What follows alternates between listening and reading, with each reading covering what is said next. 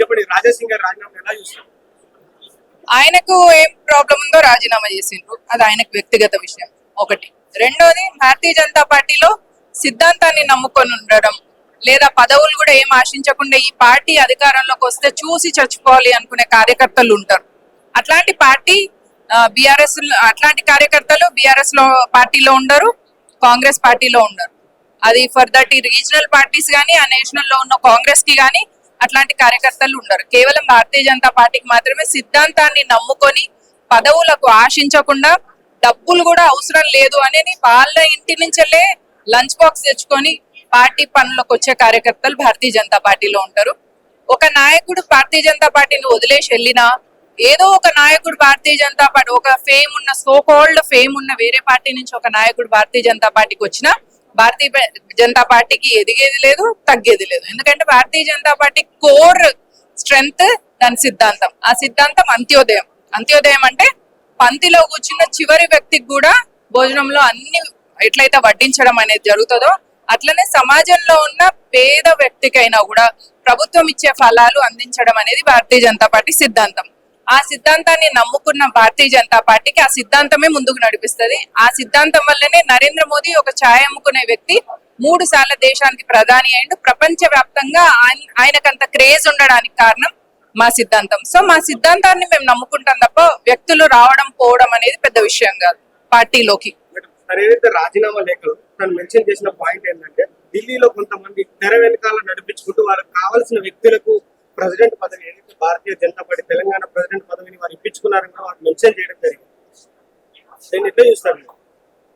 ఇప్పుడు మేము as an advocate divorce file చేయాలి అనుకున్నప్పుడు హస్బెండ్ మీద లేనిపోయిన అబండాలన్నీ వేస్తామన్నమాట. లేకపోతే 498 సెక్షన్ అట్రాక్ట్ అవ్వదు. అంటే ఇప్పుడు మీరు భారతీయ జనతా పార్టీ కొత్త అధ్యక్షుడు రామచంద్రరావు గారు వారు సూటబుల్ అంటారా? పార్టీని అధికారం చేయగలిగేంత డబ్బు ఉందంటారా? ఆయన నేను ఇందాక అదే చెప్పినండి, భారతీయ జనతా పార్టీ ఒక వ్యక్తి ద్వారా నడిచే పార్టీ కాదు, ఒక వ్యవస్థ ఉంటది. దీనికి ఆ వ్యవస్థకు ఒక సిద్ధాంతం ఉంది.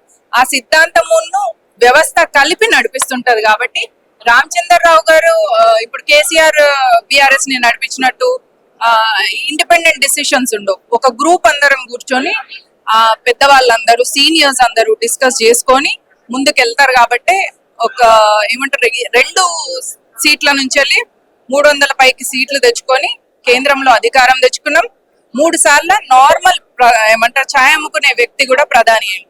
అదే Bharatiya Janata party core strength. రానున్న రోజుల్లో ఇంకా 2 నాయకులు కూడా రాజీనామా చేసే అవకాశం ఉంది. అదే అండి, భారతీయ జనతా పార్టీ నుంచి నాయకులు వెళ్ళిపోయినా, వేరే పార్టీ నుంచి వెళ్ళి నాయకులు భారతీయ జనతా పార్టీలోకి వచ్చినా భారతీయ జనతా పార్టీ సిద్ధాంతంలో చేంజ్ ఉండదు. భారతీయ జనతా పార్టీ తీసుకునే నిర్ణయాలలో కూడా చేంజ్ ఉండదు. ఎందుకంటే ఇక్కడ సిద్ధాంతాన్ని ఎంత గట్టిగా నమ్ముతున్నారు, ఆ సిద్ధాంతం కోసం ఎంతవరకు పని చేయగలరు అని అనుకున్న వ్యక్తులను మాత్రమే ఇక్కడ పని చేసే అవకాశం ఇస్తారు. దీన్ని పదవి కాదండి, ఇది బాధ్యత. టిఆర్ఎస్ పార్టీ కంటే కూడా బీజేపీ పార్టీకి రానున్న రోజుల్లో ఎక్కువ శాతం అధికారంలోకి వచ్చే అవకాశం ఉన్న సమయంలో కూడా మీరు ఇలాంటి డిసిషన్ అంటే ఆశావాహులు ఏమైతే సీనియర్ లీడర్లు కావచ్చు, ఆ క్యాపబుల్ ఉన్న లీడర్ అందరూ కూడా వాళ్ళు ఉండగా కూడా వీరికి రామచంద్రరావు గారికి కట్టబెట్టడం కరెక్ట్ అంటారు? మీ క్వశ్చన్ టోటలీ రాంగ్ క్వశ్చన్. ఇంకోసారి క్యాపబిలిటీ ఉన్న వేరే లీడర్ని పక్కన పెట్టి రామచంద్రరావు గారిని పెట్టడం అని ఇంకోసారి అంటే ఏ భారతీయ జనతా పార్టీ కార్యకర్త ఒప్పుకోదు. ఎందుకంటే ఆయన క్యాపబిలిటీ ఉంది కాబట్టి అధిష్టానం ఆయనను అధ్యక్షుడిగా పెట్టింది. ఏ మాత్రం నిర్ణయం తీసుకునే కెపాసిటీ లేనిదే 3 సార్లు అధికారంలో కేంద్రంలో రాలేదు కదా. ఏ మాత్రం కేపబిలిటీ లేనిది డిసిషన్ మేకింగ్ లో రాంగ్ ఉంటే 8 ఎంపీ సీట్లు అయితే రావు కదా. In the same way Bharatiya Janata party decisions లో ఎప్పుడు కూడా మిస్టేక్స్ ఉండదు. సిద్ధాంతం కోసం నిలబడ్డ వ్యక్తి కాబట్టి ఆయనను ఎన్నుకున్నారు.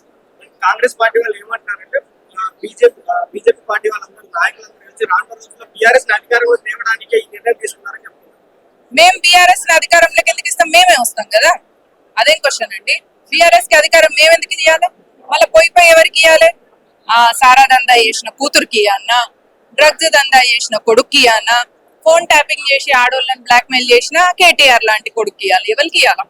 మేము ఎందుకు వాళ్ళకి ఇస్తాం? మాకేం అవసరం? మేము అధికారం చేయలేమని మీరు అనుకుంటున్నారా? లేదు కదా. మేము ఎక్సే బడికర్ ఏక్ నాయకులు భారతీయ జనతా పార్టీలో ఉన్నారు. ఎక్సే బడకర్ ఏక్ సిద్ధాంతం కోసం తమ తన్ మన్ ధన్ అర్పించే గొప్ప గొప్ప కార్యకర్తలు భారతీయ జనతా పార్టీకి ఉన్నారు. మా దాంట్లోనే మేము నాయకుల్ని సృష్టించుకుంటాం, మేమే నాయకులం అవుతాం. భారతీయ జనతా పార్టీ కార్యకర్తలు ఆందోళనలో ఉన్నారు. సో కార్యకర్తలకు ఏం చెప్తారు? కమగే కార్యకర్తలందరూ కొద్దిగా ఆందోళనలో ఉన్నారు ఈ డిసిషన్ తర్వాత, వారికి ఏం చెప్తారు? లేదు లేదు, కన్ఫ్యూజన్ లో ఉన్న కార్యకర్తలు ఆందోళనలో ఉండి ఉంటారు. సిద్ధాంతం క్లియర్ గా తెలిసిన కార్యకర్తలు ఎవరు కూడా ఆందోళనలో ఉంటారు. కాబట్టి నేను ఆందోళనలో ఉన్న సో కాల్డ్ మీరు అంటున్నారు కాబట్టి సో కాల్డ్ ఆందోళనలో ఉన్న కార్యకర్తలకు నేను చెప్పేది ఏంటంటే భారతీయ జనతా పార్టీ సిద్ధాంతాన్ని నమ్ముకొని ఉండండి, ఈ సిద్ధాంతం కోసం పనిచేయండి. ఈ బీఆర్ఎస్ లాంటి రీజనల్ పార్టీలు కానీ కాంగ్రెస్ లాంటి మైనారిటీ అపీజ్మెంట్ చేసే పార్టీలు లెక్క భారతీయ జనతా పార్టీ కాదు. ఇది ఒక ఉత్తమమైన పార్టీ. ఆపరేషన్ సింధూర్ చూసినాం, మన దేశం కోసం మన ధర్మం కోసం పనిచేసే ఏకైక పార్టీ భారతీయ జనతా పార్టీ. భారతీయ జనతా పార్టీలో ఏ వ్యక్తిని అధికారిగా పెట్టి అధ్యక్షుడిగా పెట్టినా, ఏ వ్యక్తిని కూడా ఏదైనా ఒక కాన్స్టిట్యుయెన్సీలో సీట్ ఇచ్చినా ఆ వ్యక్తికి కళ్ళు మూసుకొని ఓటేసే లాంటి జాగరూకత ఎప్పుడైతే ప్రజల్లో వస్తుందో అప్పుడు మీరు మీ ఆడబిడ్డలు క్షేమంగా ఉంటారు. అప్పుడు మీరు బంగ్లాదేశీ లాగా పారిపోవాల్సిన అవసరం ఉండదు, సేవ్ బంగ్లాదేశీ హిందూస్ అనాల్సిన అవసరం ఉండదు, సేవ్ పాకిస్తానీ హిందూస్ అనాల్సిన అవసరం ఉండదు. కాశ్మీర్ పండితుల లాగా ఇల్లు అన్ని వదిలేసి కట్టుబట్టలతో పారిపోవాల్సిన అవసరం కూడా ఉండదు. ఎప్పుడు భారతీయ జనతా పార్టీకి కళ్ళు మూసుకొని ఓటేసినప్పుడే. ఇది మీరు అంధభక్తనో లేకపోతే మూఢ విశ్వాసం అని ఏమన్నా పేరు పెట్టుకోండి, దానికి మనకు ఆప్షనే లేదు. భారతీయ జనతా పార్టీకి ఓటేయడం తప్ప వేరే ఆప్షన్ లేదు అని గుర్తుపెట్టుకోండి. అధ్యక్షుడిగా ఎవరున్నారు అన్న విషయాన్ని పక్కన పెట్టండి. ఎందుకంటే అక్కడ ద్రౌపదికి వస్త్రహరణం జరుగుతుంటే న్యాయం ఏంది ధర్మం ఏంది అని ఆలోచించాలన్నా వస్త్రహరణాన్ని ఆపేయాలన్నా? కాబట్టి ధర్మరాజులాగా కన్ఫ్యూజ్డ్ గా ఉండకండి. కృష్ణుడి లాగా ఎట్లయితే కృష్ణుడు ఏ సిచ్యువేషన్ అయినా కూడా ద్రౌపదిని కాపాడారో ఆ సిచ్యువేషన్ లో ఉండి భారతీయ జనతా పార్టీని కాపాడుకుందాం మనం. మీరు భారతీయ జనతా పార్టీకి ఓటేయడం వల్ల భారతీయ జనతా పార్టీ మీ మీద పెత్తనం చేయదు. భారతీయ జనతా పార్టీని కాపాడుకోవాల్సిన బాధ్యత ప్రతి హిందూ పైన ఉంది, ప్రతి భారతీయుడి పైన ఉంది.